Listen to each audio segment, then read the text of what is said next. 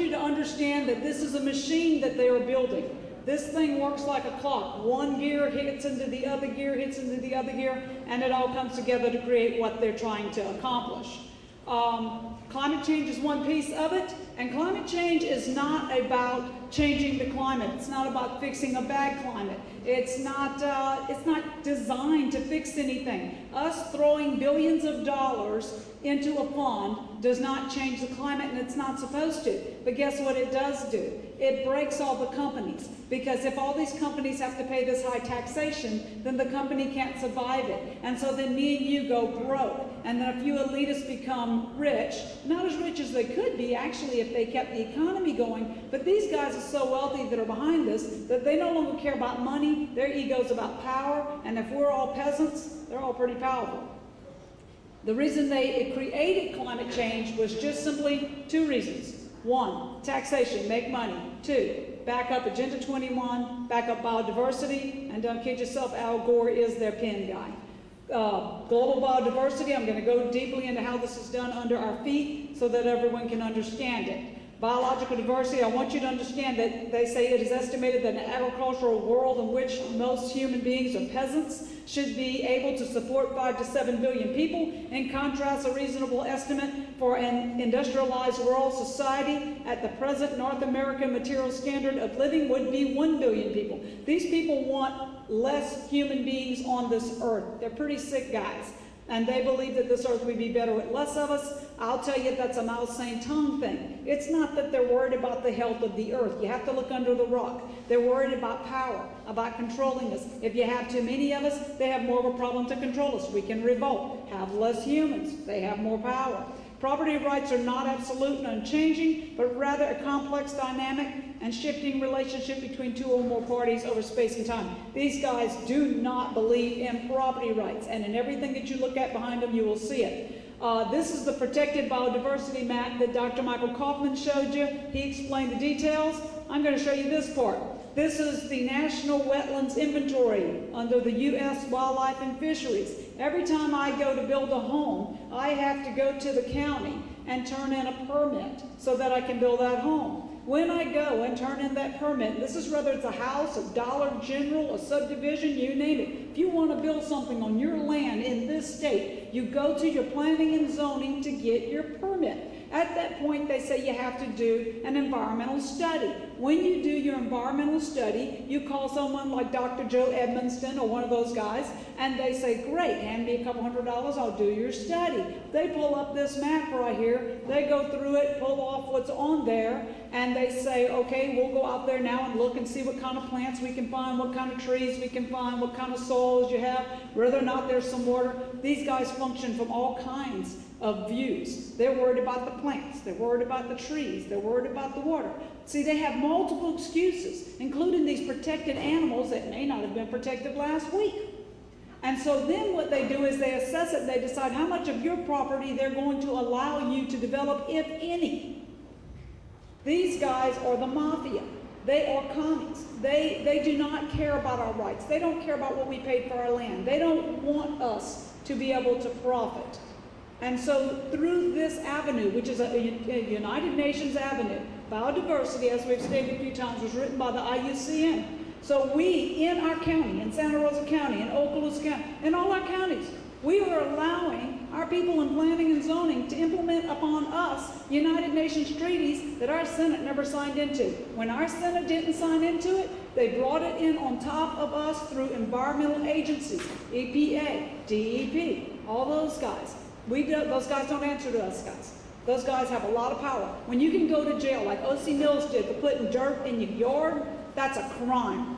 That was a crime committed against an American. I can remember when that happened and I thought, oh my God, where am I living? This is Cuba. And those are the kinds of things we cannot allow to happen. What we have to do is not only stop it, but we have to start imprisoning the people who take part in doing it.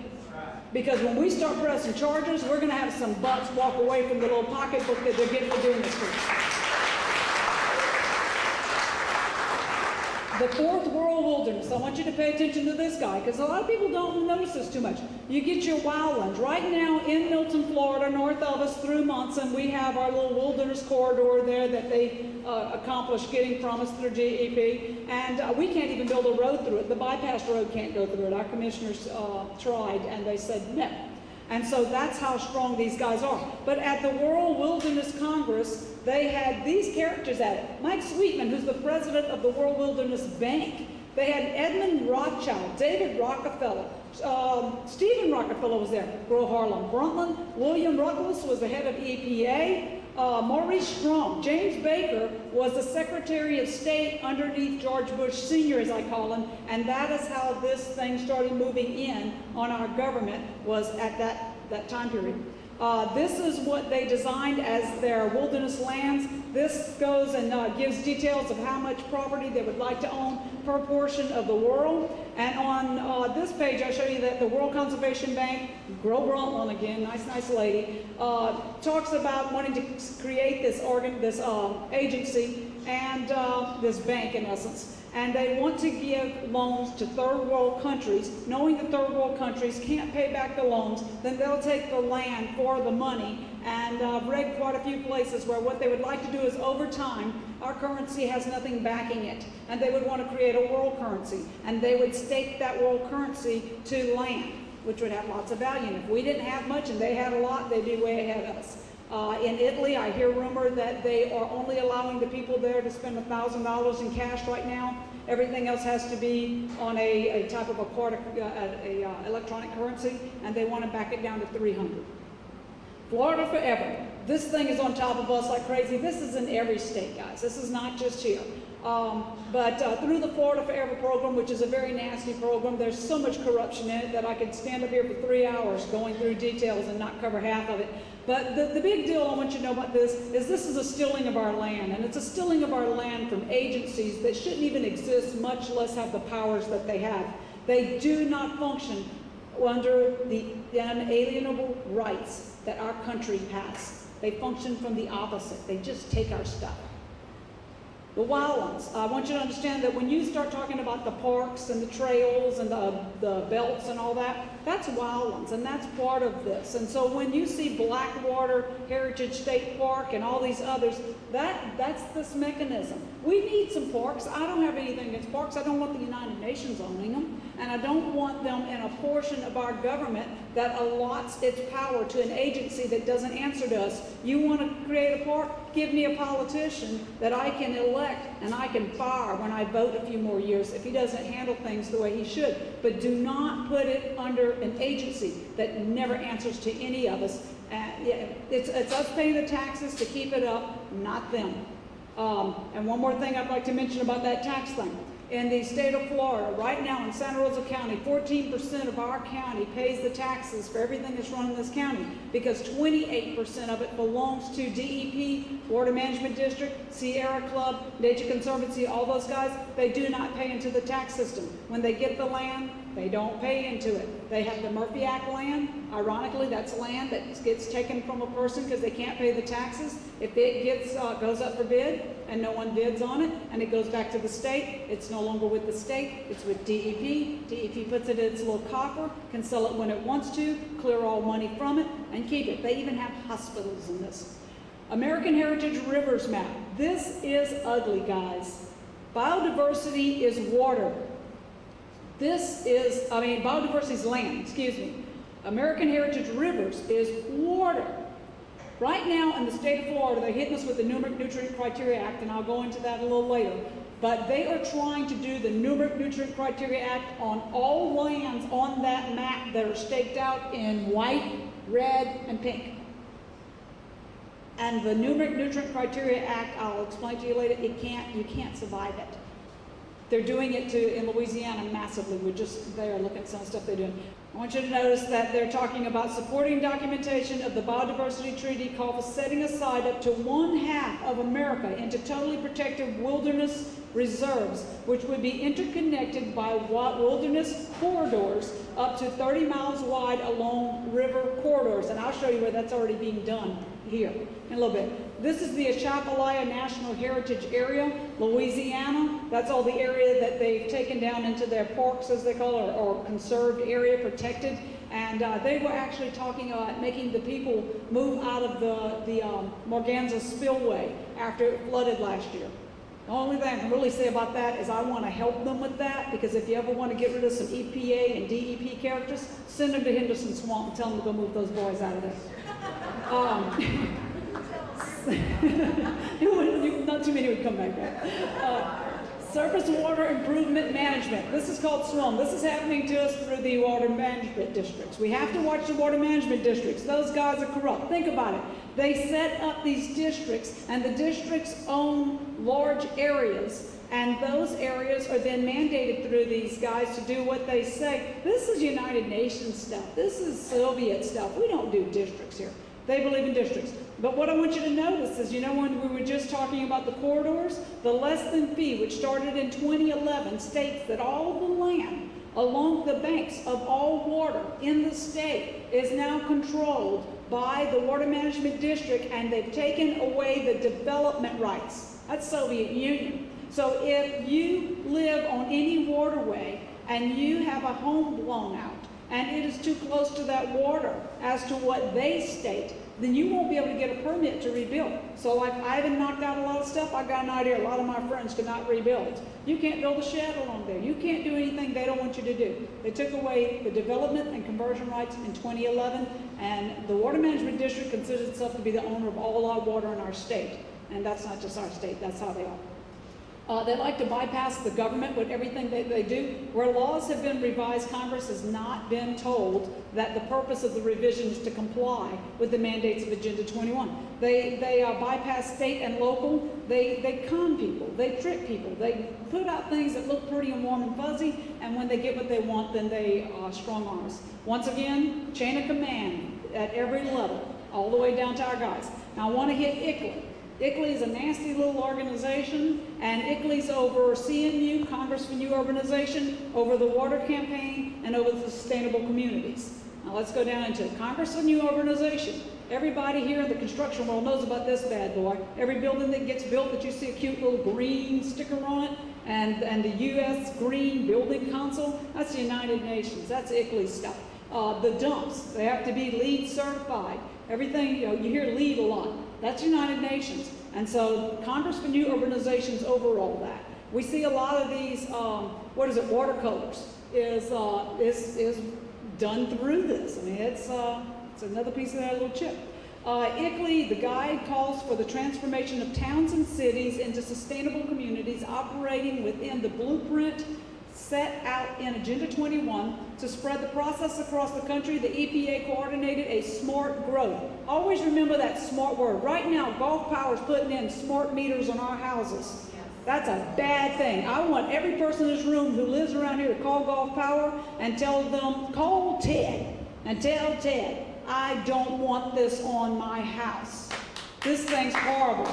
This is government control. This gives the government the ability to turn our lights off when they want. Also, there's a lot of health issues with it. Above all, it's a United Nations, Agenda 21, Sustainable America, Smart Growth Agenda.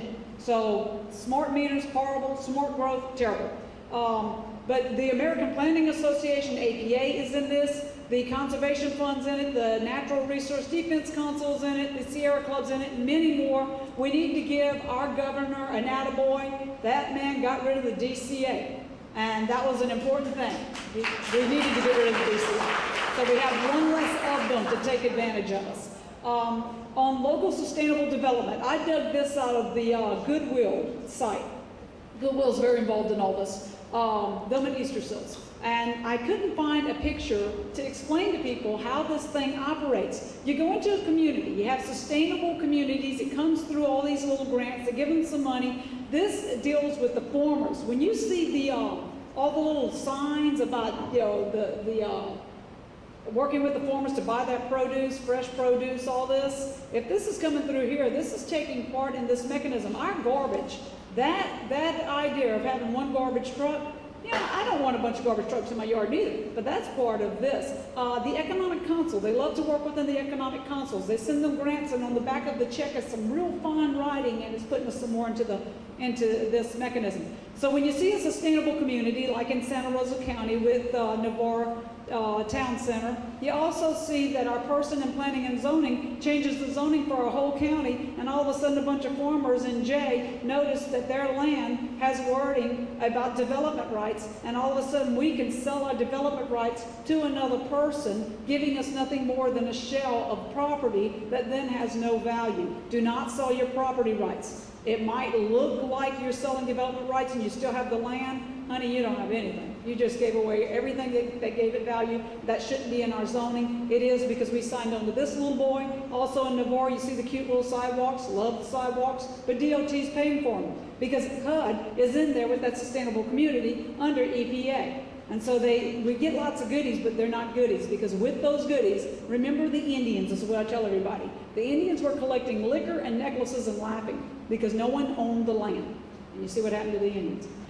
Okay, what is Agenda 21? Sustainable development was the main outcome. I won't go a lot into all that, but what I want you to know is that some of the wording is that they promote sustainable land use planning and management. They get into our zoning like crazy. Our commissioners are affected by this. Our mayors are affected by this. They want us to adopt and apply urban management guidelines in areas of land management, urban environmental management, infrastructure management, and municipal finance and administration. Agenda 21, Dr. Kaufman covered it well. I want you to notice where they talk about taking away property and pay attention to smart growth. Points on sustainable communities, I want you to notice the IUCN. Always pay attention for those guys. And this, carrot and stick. They give them grants. What they do is, in a sustainable community, they'll come to your town and they will go and actually assess your community to see who's active on boards, Chamber of Commerce. They don't care. They look for people who are active in the community, good, God-loving people.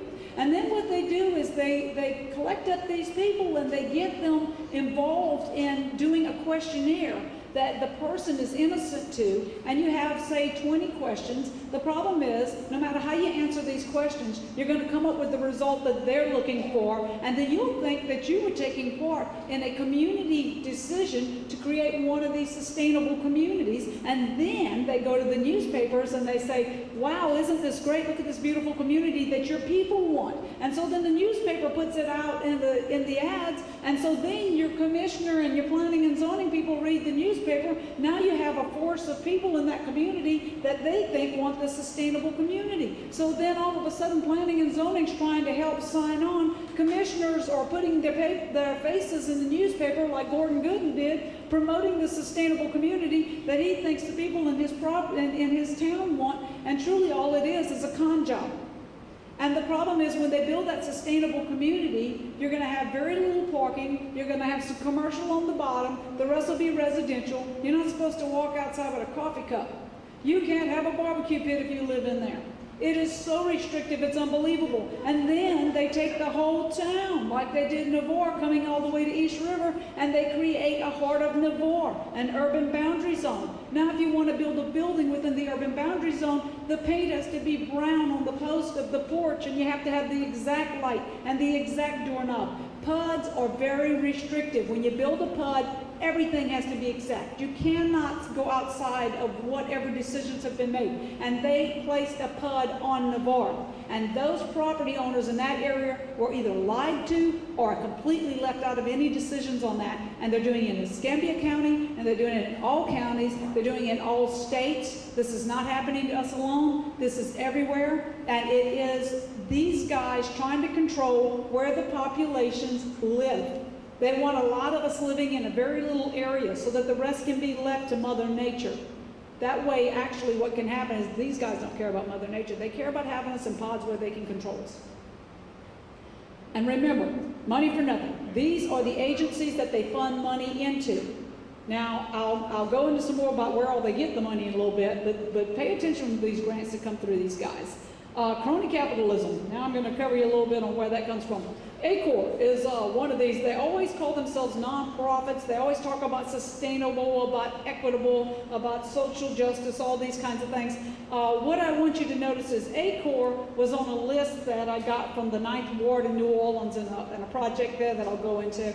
But ACOR is owned by these two gentlemen, Dennis V. McGinn and Dan Revere. And Dan was not only director of the climate change department with Google, but he also was the energy assistant under Clinton, and now he's in our government under Obama, and also he owns this company ACOR, which got millions of dollars to do some of these energy things. So that it's crony capitalism. We're handing money to the same little crowd, and they're passing it around each other on our backs. Holy Cross Project. This was in New Orleans. What they did was they went in, they built a bunch of these. People lost them because they couldn't afford the loans, you know, the 80-20s and such. And then a lot of them got torn down, and then they took the land that they were on. But anyway, this thing was done through Global Green. That's Mikhail Gorbachev's little agency. And Brad Pitt was working with that agency. He's deeply involved in it. And the other guy on the side of him is the president of that agency. His name's Matt. And so when we're watching Brad Pitt on TV and we're thinking he's such a hero, maybe not so much. And neither is his wife. She was the World Goodwill Ambassador, and I'll explain to you how that fits in there in a minute. The World Goodwill is the Alice Bailey put together Goodwill, who's a Luciferian who goes in with Follis-Lengyel and all these other things. Okay. We have this happening under our feet, and I want people to understand that this is not just something happening way away from us, it's here. How to create an active, livable community. If anybody read the Gulf Breeze newspaper last week, you saw that they're working on getting them one of these, and they don't know what they're really signing up for. The guys came into their community, handed them those little questionnaires, and said, don't you really want one of these?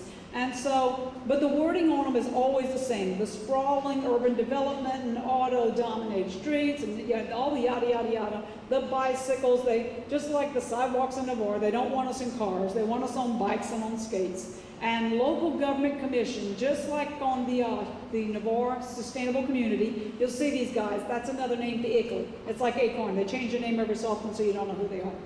These are some of the wordings that I'd like you guys to always pay attention for. When someone comes to your community and says, can we help you create a livable community? It's always 2020. We want to help you with an envision for what your community could look like in 2020. Look for these wordings. That's a con job.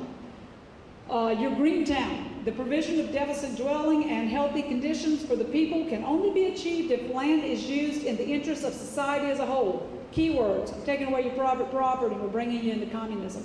That's what that's really about, and you will see that word in every one of those if you just pay attention. CH2M Hill. We kind of exposed these guys the other day here at one of our meetings. These guys are trying to help the people in Navarre in order to incorporate.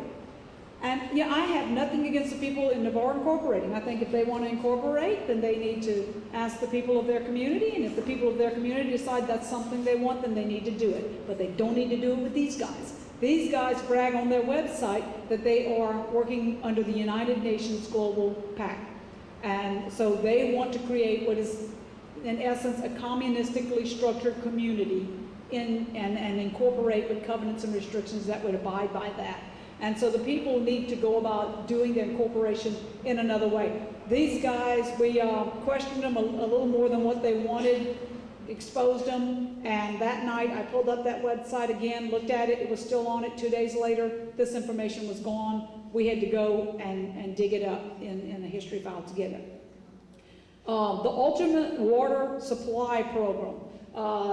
Miami-Dade, I was thinking that Mike might happen to mention this. Miami-Dade is where they want to send the water. Right now I have a set of plans in my possession that was given to me. It's a 24-inch water main that would run down 98 heading towards Miami, and they would hook our water companies, our private water companies, into this main. And so I talked to the people that were behind it, and I said, well, what are you doing? And they said, well, it's for drought relief.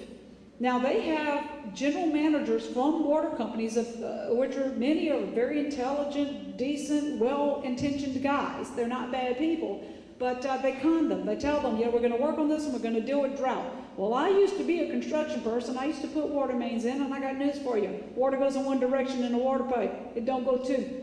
So you're not going to fix the drought in Navarre by putting a pipe through here that's going to Miami. Second, you don't turn it off. Once you turn it on for good, because if you turn it off, it's gonna become contaminated. It'll become septic. You're gonna have bacteria in there like crazy. So you're not turning it off once you turn it on. These people want to steal our water so they can bring it down to Miami so somebody down there can sell it for a whole lot of money. And then we aren't going to have control of our water companies. Also, by putting all these water companies into this main, it's just like the smart meter. You're putting all the control into the Water Management District's hands, which work under the United Nations treaties.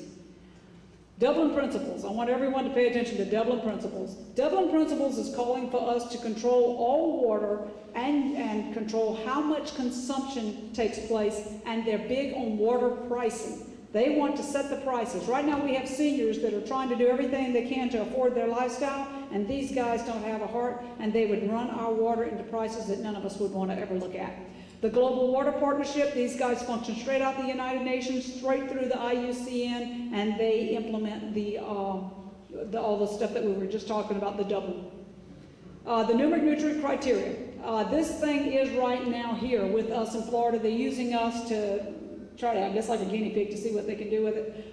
This is a process by which they would do reverse osmosis on water, and they want to filtrate it so finely that it would be like separating precipitate from platelets in blood.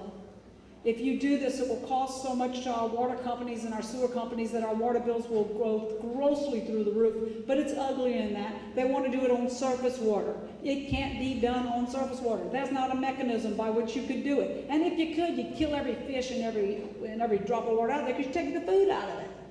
And this is what they want to do across America on that map that I was showing you. We cannot let them do that. We have to pay attention. This is not This is not a movement that's happening somewhere else. This is a movement that I can guarantee you is happening under you, around you. It's in the stores, it's in our homes, it's in our utility companies, it's in our government, it's at every level, but it functions like a snake in the grass. And so people who are involved in it don't know they're involved in it. I would develop land and we'd joke, well, we thought we were joking, we'd call the environmentalist commies. Well, boy, we weren't joking. We just didn't know it. And so I ask you to pay attention, because the biggest deal with this is that this is a movement to destroy our way of life. It's going to take away our freedom. It's going to take away our country. And you know what? If worse came to worse and I was a slave for the rest of my life, well then, oh well. That would be bad. But I will not let them take down my children and my grandchildren. So, please, educate yourself. Pay attention. Ask questions. The old saying of don't look a gift horse in the mouth, flip that upside down. Look every gift horse in the mouth. Read the back of the check. Demand that your economic consuls look at what is being asked for when they want to cash those beautiful checks. Ask all levels that. Ask your mayors to pay attention. Ask your commissioners to pay attention. Ask your zoning people to get these laws out of our books. Right now in Santa Rosa County, Escambia County, Okaloosa County, we're in this already. And we need to demand that they take us out, because this was never supposed to happen.